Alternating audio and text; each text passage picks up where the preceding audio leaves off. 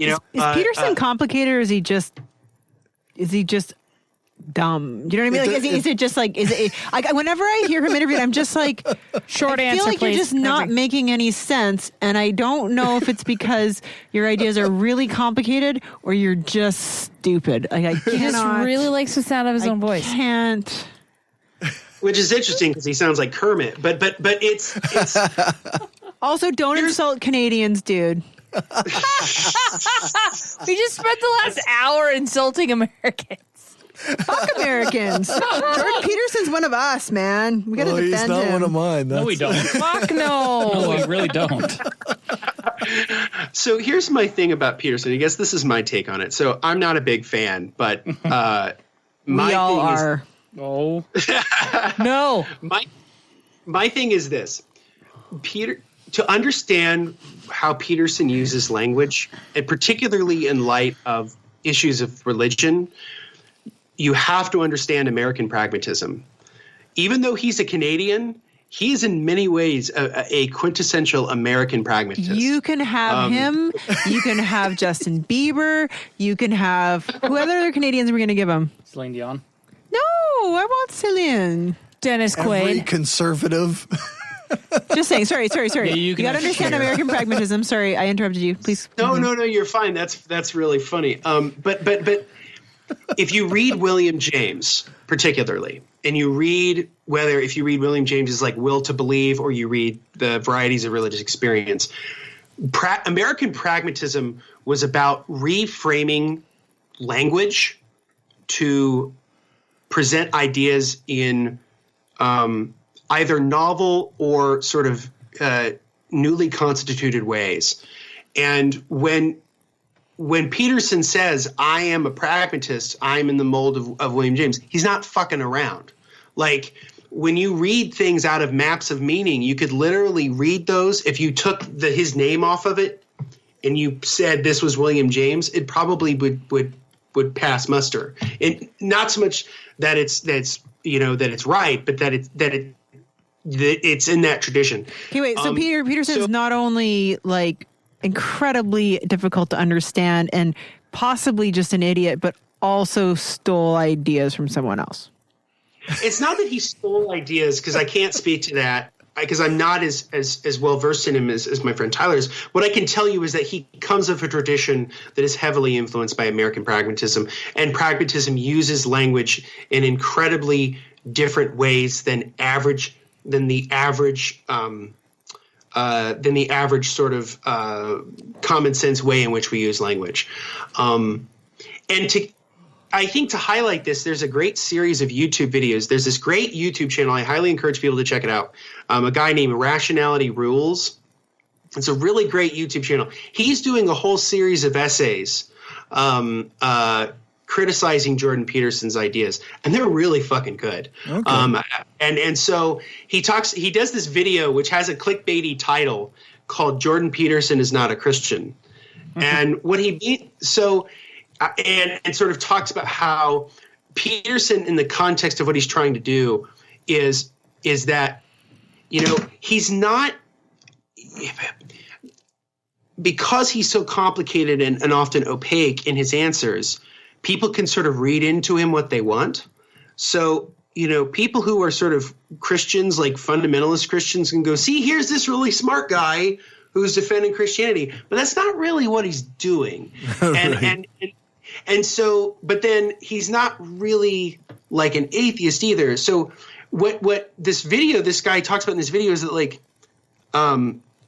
Peterson broadens out Christianity as a term in a way that sort of has cultural valence rather than epistemic valence. So what I mean by that is, like, if you actually listen to him talk about, when people have asked him, do you believe in the actual bodily resurrection of Christ? He says, I don't know. And then when he was asked in an interview, do you believe in God? He actually said no. So, but he described himself as a Christian. Exactly. So I guess, quote unquote, cultural Christian. That's a term we've heard before. That's really the thing, it's that he is a cultural Christian, and so, but he's not one in the mold that a lot of people would be, because even it's really, really deeper than that, and it's often very, very complicated. because he pushes the English language to its limits. So it's and personally, I don't always like that. I think that writing should be clear and concise. I think that writing should be like a conversation. I think he's just an idiot, and I think he's complicating language in order to make himself sound smart. That is what I think when I hear him talk. Like, oh, we have to redefine truth. Like, I don't know what the fuck you're talking about. You have to use real words. Like, I don't know. People have to understand you, or it doesn't mean anything. That's how I feel about Ben Shapiro, too. Yeah, but the irony of him using really obtuse language to make himself sound smart is very interesting, given his stance on using transgender pronouns as being, it's too complicated. You're like fuck you, Mr. Complicated Language. Like, that's all you do. It's like people putting testicles on trucks. Well, and it's also especially important given his critique of postmodernism, which, yes, there are times where if you could read a chunk of Jordan Peterson, it reads like something that's postmodern. It doesn't read like something that is sort of the Enlightenment, as he says he belongs to. But I think that as I said earlier, I think understanding him in light of American pragmatism, sort of, you may not agree with it. You may not. You may still think he's dumb or whatever. But when you sort of think about it in that light, in the way that which American pragmatism used language, particularly about religion, you can kind of go, oh, okay, I can see what he's doing here. The other big influence, of course, is Wittgenstein and the analytical turn of philosophy. So the 20th century was incredibly influenced by Wittgenstein and by the use of language and how we break down language as a means of conveying information. And so that is incredibly important too. Is he somebody that's just using complicated language to make him sound smarter than he is? Maybe. Yes. I don't know it. I don't know enough. I agree with Lisa, actually. You know what? Honestly, here's the thing, dude. Okay. Maybe this is stupid. This is totally anecdotal, whatever. That my opinion, once I got this is whatever. Sorry if I'm bragging, but the day I got my PhD in astrophysics, I decided that if I could not really try to think about what the hell you're saying and not understand what the fuck you're saying, it isn't me. Okay? It isn't fucking me. It's you. And that was not to say I have to understand everything, but if I really try and I can't make heads or tails of more than 2 words you string together, it's you. Straight up. I'm done. And what I would say to you is, I would say that is a totally fair position, and I'm a lot closer to that than I probably am letting on. I'm being a little diplomatic. Yes, you're being incredibly diplomatic, which I appreciate. But it's. I think the thing about it is that the 20th century's immersion into analytical philosophy. I mean, and if you read, here's my other thing too, right? So if you were to pull out something by either like Martin Heidegger or Jean-Paul Sartre or others, that is incredibly obtuse language too. Yeah, mind you, it's a translation from German and French respectively, right? And they're also redefining terms too. So I think it's totally fair to say that if you have not put your language as clear and as concise and as logically outlined as possible, then you have failed. And I think some of that's totally true. I mean, one of my first professors in graduate school, she was an amazing woman. She's not dead. She's an amazing woman who helped me completely she rewired my brain in terms of writing and about being clear about your language, because she was a legal historian. So every word counts. Absolutely. And so my writing is vastly different. I'm always thinking, okay, that word doesn't mean anything. That is unimportant. That does, and I'm constantly trying to find ways in which to make my ideas as clear and concise as possible. That's my style, because I find that obfuscation is often used as a way to get around the fact that either one, what you're trying to say isn't terribly novel, or two, you don't really have much to say. And or you're wrong.